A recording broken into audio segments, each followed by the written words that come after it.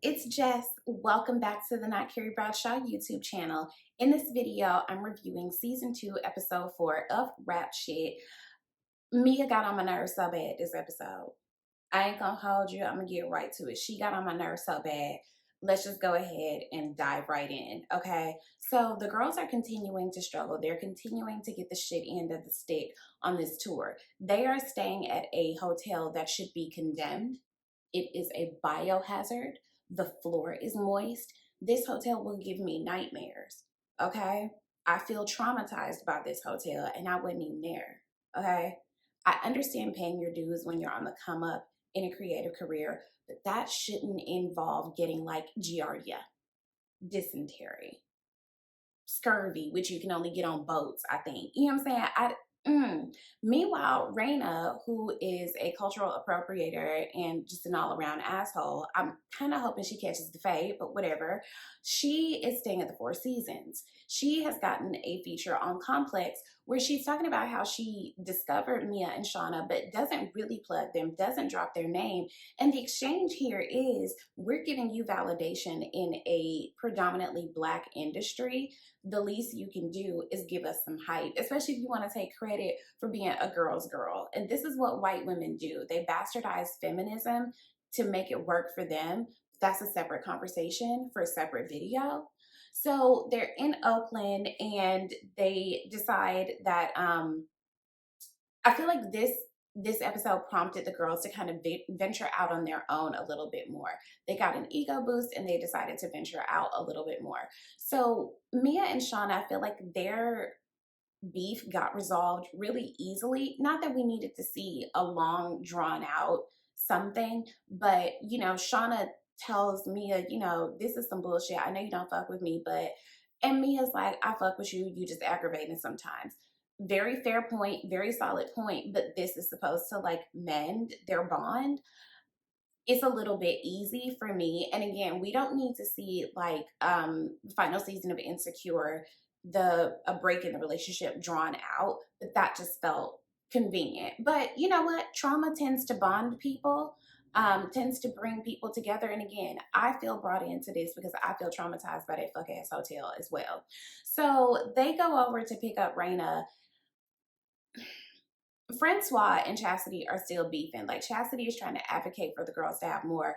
And Francois is like, I'm doing my part. The fact that y'all broke is on you. If you want to be a manager, be a manager. Fucking manage, right? And points were made. Our girls need capital. They need money. They need startup capital, okay? Now, how she goes about getting that, we'll get to. I'm not thrilled with it. But they decide that they're going to head over to a kickback called For Regulars Only. This is a showcase for up and coming local and, well, not just local since the girls are there, but for talent, for up and coming talent, right? So they get to this party and they feel overdressed. Now, our girls are from Miami, right? I think that it may be a Southern thing. I know every time I visit home in Atlanta, I am always stunned about the fact that girls have a 30-inch middle part bust down and full of lashes and full of glam at noon on a Tuesday. And it's like, babe, we're at Waffle House. Where you about to go? It's just the vibe. So of course our girls are, overdressed. I feel like the fashion scene, like on the West Coast, is just more chill. People don't, as far as I've seen, this isn't a generalization, but as far as what I've seen, people don't dress up in the way that we do in the South. I guess that is a bit of a generalization, but I am just gonna say from my observation. I don't know everybody. I ain't seen everybody, so don't come for me. So Raina is giving me the worst secondhand embarrassment. She is so embarrassing. She's always doing entirely too much. And I think that's how you can tell the difference between someone who appreciates culture and someone who's appropriating it. She's being a caricature of what she thinks a Black female rap artist should be. And it is so cringe. I also just want to say that I think Jabuki is absolutely killing his role as Francois because I want to fight Francois. I hate seeing him hype up this white woman and give crumbs to the Black girls. I want to fight him. I might like on site. You know what I mean? He's doing a great job. If y'all have never checked out his stand-up, do a quick YouTube search after you watch this video. So the girls don't want to go on stage and perform with Raina, so they're like, we're not doing it. And again, I appreciate that in this episode, they're establishing themselves more, they're putting their foot down. So Raina has to go up on stage by herself, where this crowd of Black people are not really feeling her. However, she does go up there and perform what we're supposed to perceive as well. So the crowd is kind of feeling her. The DJ is like, we can't deny, like, that was pretty good. But this prompts Mia and Shauna to hit the stage and deliver on their own. They obviously get like way more hype. They're kind of like, throwing subliminals at Raina, and we love to see it. So just as they're performing and they're doing a great job, our girl Shauna is giving us much more stage presence, which we love to see. Lord AK comes in. Now, Lord AK doesn't even really realize that these girls are like a part of his tour, but he's really feeling the vibe. He's happy to see them. And what I love is that he's not so happy to see Francois. So he invites the girls to come back to the studio, and Francois is like, oh, since they're getting this shine, like, let me take credit for them. Like, oh, these are my artists, whatever, whatever. And Lord OK is like, okay, girl, sure. One of my favorite things is on the movie Friday, when the mom is talking to Miss Parker, and Miss Parker's like, well, girl, call me when you get home. And she's like, okay. That was Lord AK's energy, which I appreciate, because Francois needs to be put in his place. So the girls are like, we're not going to wait for him. He can get his own ride. We'll just go to the studio with you. So there's a vibe between Shauna and Lord AK. They're talking about music. He's saying that, he never really sought to put Raina on the tour. Her team was just very relentless, and I guess his management team was finally like, okay. And he's talking to Shauna about them maintaining their integrity as artists, because the industry doesn't actually respect artistry. They really just respect money. They don't really care about talent, which we can see in real life. So Mia is picking up on the fact that that Shauna and Lord AK kind of like having a little vibe right here. So she steps off to the side. And tell you what pissed me off. So what's this guy's name? AK's friend Gat from the previous episode, the one who embarrassed Shauna, who is a huge misogynist and who I would also like to fight. I feel like we should all just jump him. He comes over and once again tries to embarrass Shauna and tries to make her look like a groupie. And Shauna's just like, you got me mixed up with somebody, like, whatever. I cannot stand people who grandstand for the attention of men. I don't like it when women do it, and I think it's dangerous when men do it, because it makes me wonder what lengths you're willing to go to get the approval of men.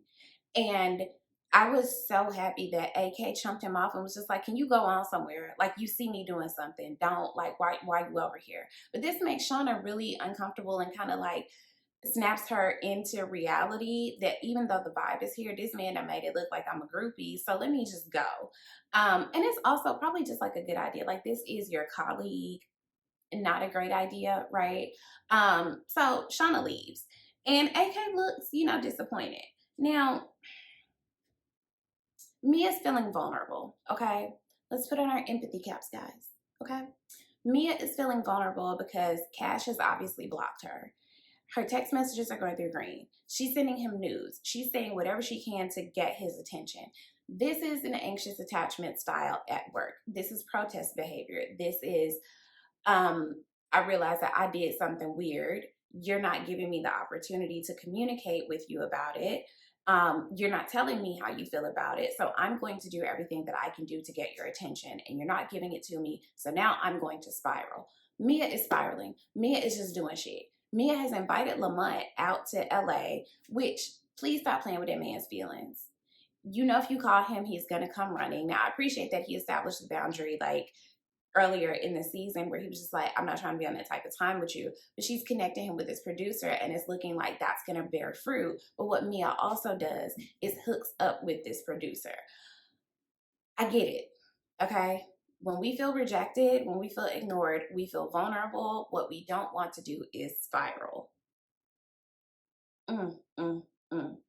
So another thing that I find very frustrating about Mia is that she always makes it known that she's never been anywhere. Now, I want to say this as graciously as possible, because capitalism, right? Most of us don't have a whole lot. I just would like for her to be able to finesse a little bit more, so that she's not, it's like she's both trying to pretend that she's good but also it's really obvious that it's like you've never really been anywhere or had anything or experienced anything. That is a very valid experience. When we look at her upbringing, we look at her mom, I don't think that we've heard anything about her dad. She's out here in survival mode trying to get it. So she's, talking with the guy, Courtney, who I think is a producer, and he's a part of the entourage. He's like, you cute, let's dip off. And she does also make it clear when he mentions that he's going to play Lamont's music that that's her child's father. On Courtney's end, it's like, okay, that has implications, but she does specify that she's single. So she goes to his room. Again, their hotel traumatized me. I understand you need somewhere to stay for the night. That's fine. But to be there with like your stomach growling and you trying to play it off and he's like, please let me feed you.